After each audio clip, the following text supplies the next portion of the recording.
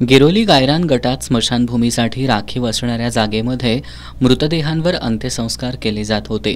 मात्र या जागेवर एका व्यक्तीनं बांधकाम करून अतिक्रमण केल्यामुळं ग्रामस्थांवर मुख्य रस्त्याकडेला मृतदेहावर अंत्यसंस्कार करण्याची वेळ आली आहे.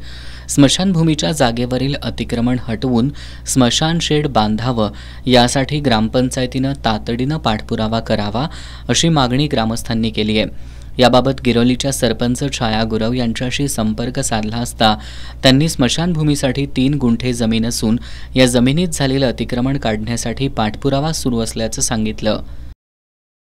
आमच्या गिरोली गावामध्ये जी स्मशानभूमी आहे तिची आता दुरावस्था झालेली आहे आणि त्या दुरावस्था झालेल्या स्मशानशेडमध्येच आम्हाला अंत्यसंस्कार करावे लागत आहेत. आमच्या हक्काची स्मशानभूमी जमिनीमध्ये अतिक्रमण झालेलं आहे आणि ते अतिक्रमण काढण्यासाठी आम्ही ग्रामपंचायत प्रयत्नशील आहोत.